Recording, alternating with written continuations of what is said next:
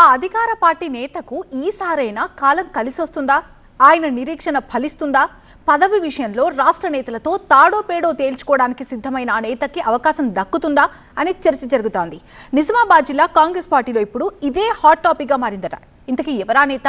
అన్ని అర్హతలున్నా ఆ నేతకు రాష్ట్ర స్థాయి పదవి ఎందుకు రావటం లేదు? మరి ఈసారైనా ఆ దిశగా ముందడుగు పడుతుందా?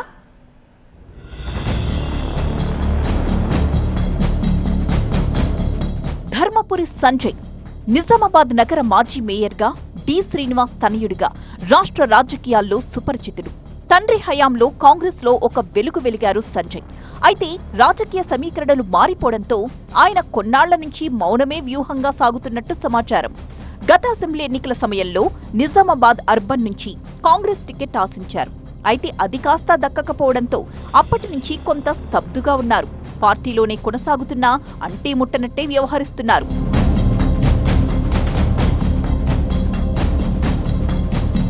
అయితే కొన్నాళ్లుగా సంజయ్ స్పీడ్ పెంచారని చెబుతున్నారు. అటు కాంగ్రెస్ పార్టీలో బలపడుతూనే ఇటు లోకల్ గా కూడా పట్టు పెంచుకుంటున్నారని టాక్. ప్రజల్లో తన ఇమేజ్ ని పెంచుకునేలా కార్యక్రమాలు చేపట్టారు. గతంలో తనపై ఉన్న అభిప్రాయాలు మార్చుకోవడానికి ప్రయత్నిస్తున్నారు. దీనిలో భాగంగా తన సహజ శైలికి భిన్నంగా వ్యవహరించడంతో పాటుగా టీపీసీసీ చీఫ్ మహేష్ కుమార్ గౌడ్ ని కాంగ్రెస్ సీనియర్లీ కలుపుకుని వెళుతున్నట్టు సమాచారం. మరోవైపు తన సొంత నియోజకవర్గంలో మరింత బలం పెంచుకోవడానికి మున్నూరు కాపు సంఘ జిల్లా అధ్యక్షుడిగా ఏకగ్రీవంగా ఎన్నికయ్యారు. మున్నూరు కాపు సామాజిక వర్గం తనతోనే ఉందనే సంకేతమిచ్చారు. నిజామాబాద్ లోని మరో ప్రధాన సామాజిక వర్గం కూడా తన వెంటే ఉందని చెప్పేలా పలు కార్యక్రమాలు చేపట్టారు సంజయ్.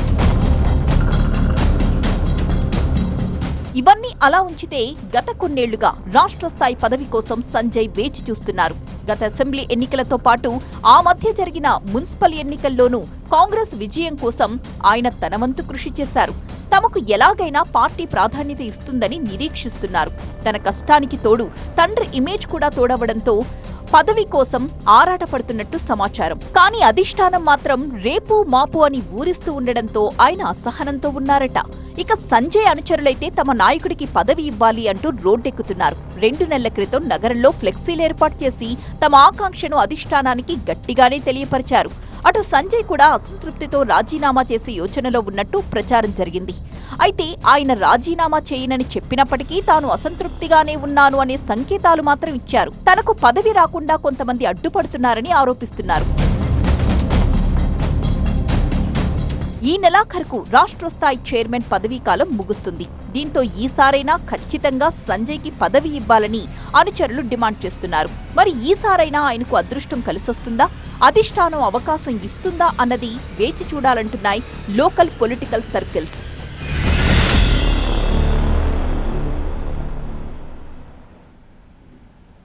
ఖాళీ అవుతున్న ఎమ్మెల్సీ స్థానం కోసం అప్పుడే అధిష్టానం దగ్గర నేతలు రాయబారాలు మొదలు పెట్టేశారు.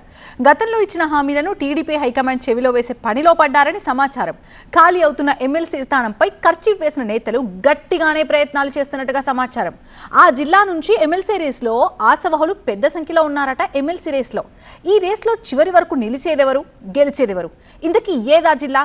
అక్కడి నుంచి ఎమ్మెల్సీ పదవి కోసం గట్టిగా ప్రయత్నిస్తున్న నేత ఎవరు?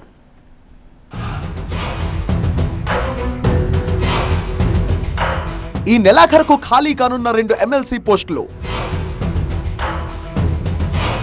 రాయచోటి నుంచి ఎమ్మెల్సీగా జకియా ఖానం. నెలాఖరుకు పూర్తి కానున్న ఆమె పదవీ కాలం. గడికోట ద్వారకానాథ్ రెడ్డి కర్చీఫ్. అధిష్టానం దగ్గర పావులు.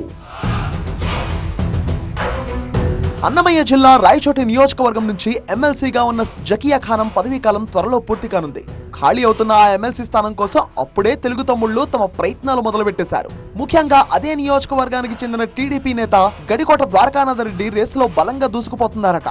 గతంలో ఆయన టీడీపీ ఎమ్మెల్యేగా కూడా పనిచేశారు. గత ఎన్నికల్లో రాయచోటి టికెట్ ఆశించిన ఆయనకు సీట్ ఇవ్వలేమని, అధికారంలోకి వచ్చాక ఎమ్మెల్సీ స్థానం ఇస్తామని టీడీపీ అధినేత చంద్రబాబు హామీ ఇచ్చారట. ఇక లేటెస్ట్ గా అదే నియోజకవర్గానికి చెందిన జకియా ఖానం పదవీకాలం ముగుస్తున్న క్రమంలో అక్కడ ఖాళీ అయ్యే ఎమ్మెల్సీ సీటుపై ద్వారకానాథ్ రెడ్డి కర్చీఫ్ వేస్తున్నట్టుగా సమాచారం.